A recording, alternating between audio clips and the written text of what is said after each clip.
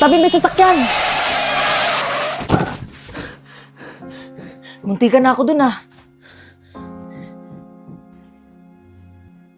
Teka, bakit magkamukha tayo? Sa pagkakaalam ko, wala naman akong kakambal ah. Hindi ko rin alam. Wala naman akong kakambal eh.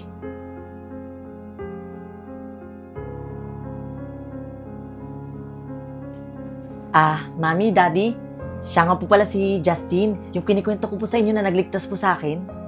Hello po. Naku iyo, tama nga si Marvin. Magkamukha kayo. Maraming salamat sa pagligtas mo sa anak namin ha. Mula ngayon, ituturing mo na rin kaming mga magulang mo. Nako, maraming salamat po. O siya, tara na, kumain na kayo. Nagluto ako ng lechon paksiw. Lechon paksiw? Hala, paborito ko po yun. Dahil allergic si Marvin sa lechon paksiw, anak, pinaglutuan kita ng adobo. Yun, akala ko nakalimutan mo na yung paborito ko, Mami. Marvin, puro ka na lang cellphone. Tumulad ka sa kapatid mo. Masipag mag-aral, kaya mataas ang grado. Hindi ko siya kapatid. Kaya pwede ba wag niyo akong ikinukumpara?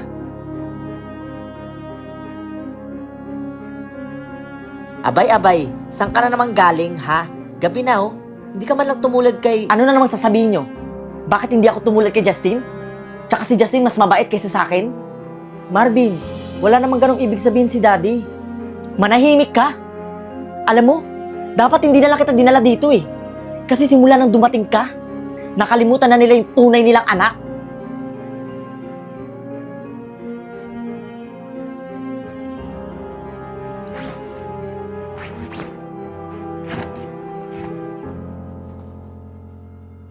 Oh, saan ka pupunta? Aalis na ako dito para wala ka ng problema. Magbihis ka, samahan mo ko, may pupuntahan tayo. Saan tayo pupunta? Sa party ng friends ko, bilisan mo. Guys, let's play the game. Spin the battle. Justin, sali ka? Talaga? Sige, game.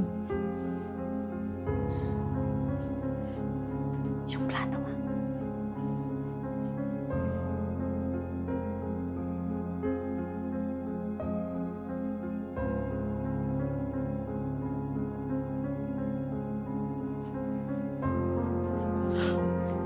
Oh, ikaw na Justin.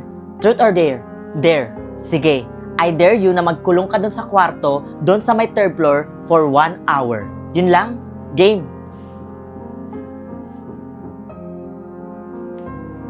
Nasaan na yung padlock? Akin na dali. O ito.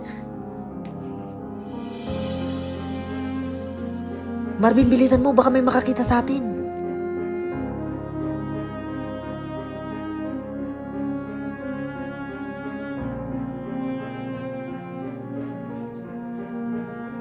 Teka. Anong amoy yun? Parang may nasusunog. Umalis na tayo dito, nasusunog yung bahay. Ha?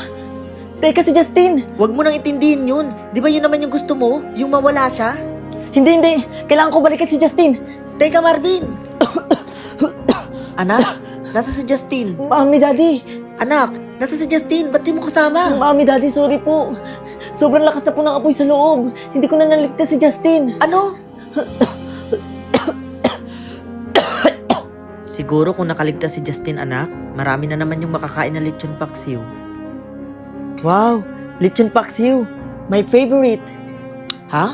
Anong paborito? Di ba anak, hindi ka kumakain yan kasi allergic ka dyan?